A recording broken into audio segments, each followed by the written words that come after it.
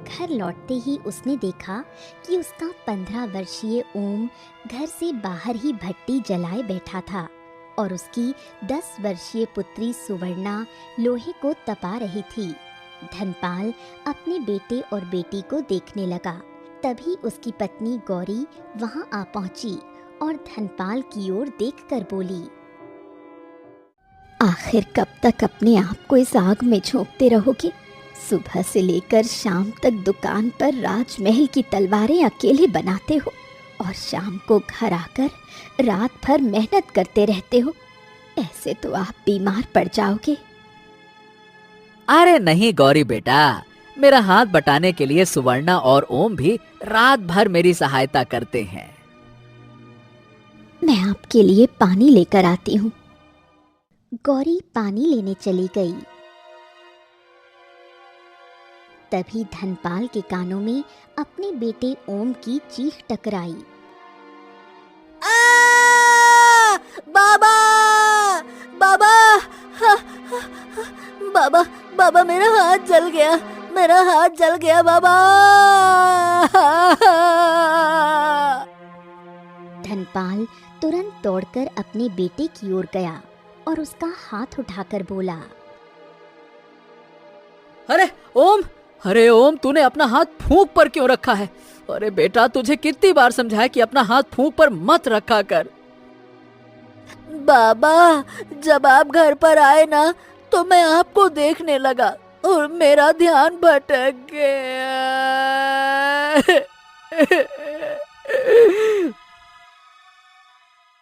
अपने बेटे का मासूमियत भरा जवाब सुनकर धनपाल की आंखों में आंसू आ गए। तभी उसकी बेटी सुवर्णा बोली, पिताजी, माँ ने दोपहर में भी खाना नहीं बनाया, मुझे बहुत तेज भूख लगी है। धनपाल तुरंत अपनी पत्नी गौरी से बोला, ए गौरी, का तूने बच्चों को खाना नहीं दिया का? केवल 2 रोटियां बची थी। तुम सुबह से शाम तक दुकान पर मेहनत कर रहे थे तो वो मैंने तुम्हारे लिए बचा कर रख दी। सोचा था कि बच्चों को आज भूखा ही सुला दूंगी। अरे पागल वागल हो गई हो का गौरी? एक पिता अपना पेट भरकर अपने बच्चों को भला कैसे भूखा रख सकता है? जो 2 रोटियां तूने हमारे लिए बचा कर रखी है ना, चलो उस सुवर्णा और ओम को खिलाओ। चलो चलो। तो फिर आप क्या खाओगे? अरे हमारी चिंता ना करो, शाम हो गई है, कल तक हम कोई न कोई इंतजाम कर लेंगे। और वैसे भी हमको भूख नहीं लगी है। हम जानते हैं गौरी, तूने भी खाना नहीं खाया होगा, चिंता मत कर, हम कुछ न कुछ कर लेंगे। बच्चों को खिला जा।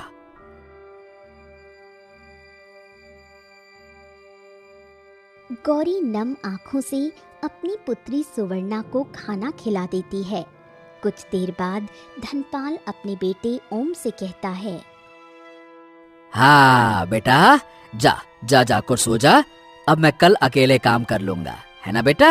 जा। ओम चुपचाप चला जाता है।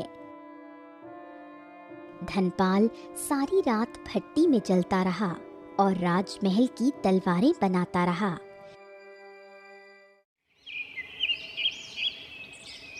अगली सुबह उसकी आंख लगने ही वाली थी कि तभी एक सैनिक धनपाल के घर आ पहुंचा।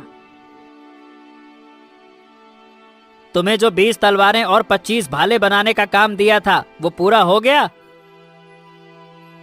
हाँ हाँ हाँ, बस थोड़ा सा बाकी है, दोपहर तक पूरा हो जाएगा। सैनिक वहां से चला गया। दोपहर में धनपाल तलवारें और भाले लेकर राजमहल की ओर चल दिया। राजमहल पहुंचने पर राजा विक्रम का मंत्री जगन्नाथ वहां आ गया। राजा विक्रम ने मंत्री जगन्नाथ को ही हथियार बनवाने की जिम्मेदारी सौंप रखी थी।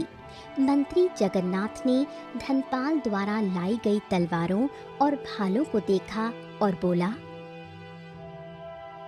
वाह वाह वाह वाह वाह वाह, वाकई तुमने बहुत ही नायाब हथियार बनाए हैं।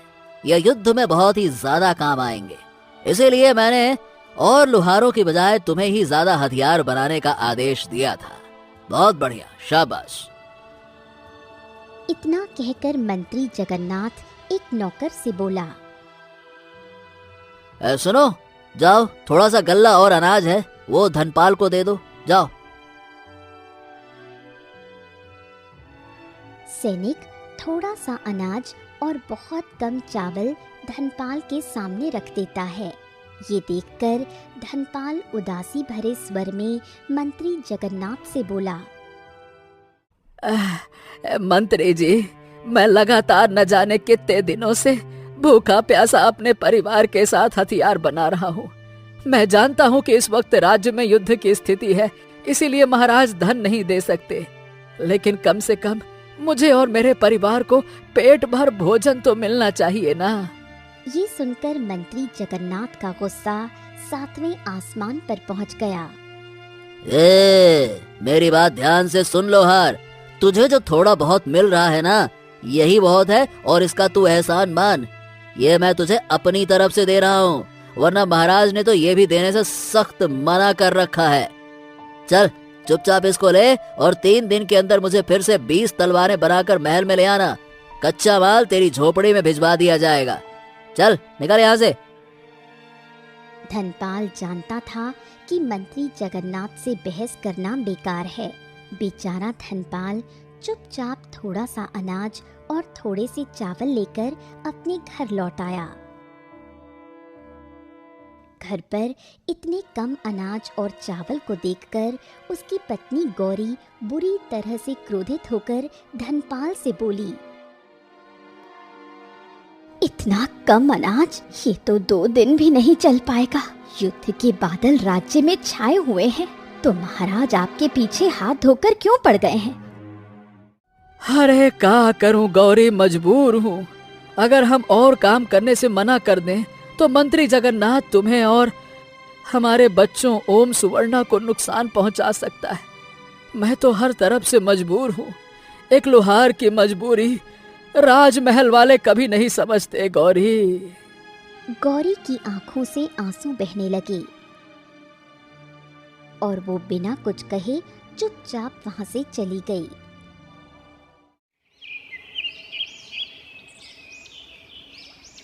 धनपाल बेचारा फिर दिन रात लगकर 20 तलवारें बनाने में जुट गया। एक रात वो 20वीं तलवार तैयार कर रहा था और तलवार बनाते हुए अपने आप से बड़बड़ा रहा था। हाँ, बस 20वीं तलवार आज रात में तैयार हो जाएगी। कल मैं इसे महल ले जाऊंगा और मंत्री जी से साफ कह दूंगा। अब मुझे ज्यादा अनाज और चावल नहीं दिए गए तो अब मैं और काम नहीं कर पाऊंगा। अरे भला ऐसा काम करने से फायदा ही क्या, जिसमें मेरा परिवार भूखा ही सोए और मैं पिसता जाऊं। धनपाल गहरी सोच में बड़बड़ा रहा था कि तभी एक चिंगारी उसकी आंख में जाकर लग गई। धनपाल की आंखों से खून बहने लगा और वो बुरी तरह से चीख उठा। उसकी पत्नी गौरी, उसका पुत्र ओम और उसकी पुत्री सुवर्णा उठकर भागते हुए वहां पहुंच गए। धनपाल की आंखों से खून बहता हुआ देख गौरी बुरी तरह से घबरा गई। ये क्या, आपकी आंखों से तो खून बह रहा है।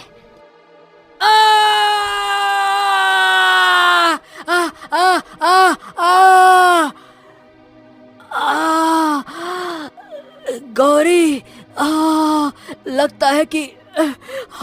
लगता है कि मेरी आंख चली गई। आंख की एक छोटी सी चिंगारी मेरी आंख में सीधे घुस गई। अब हमको बहुत जल रहा है, कुछ भी साफ साफ नहीं दिखाई दे रहा। अरे रे रे रे रे रे रे रे आ। गौरी जल्दी से धनपाल की आंख का खून साफ करने लगी। उसी वक्त धनपाल ने अपने बच्चों से कहा, मेरे बच्चों, जाओ, जाकर कमरे में सो जाओ, कुछ नहीं हुआ। जाओ मेरे बच्चों, जाओ। सुवर्णा और ओम रोते हुए दूसरे कमरे में चले गए। धनपाल फिर से काम करने बैठ गया। गौरी ये देखकर बोली, ये क्या कर रहे हैं आप? आपकी तो एक आंख की रोशनी चली गई, अब भी काम कर रहे हैं। आपको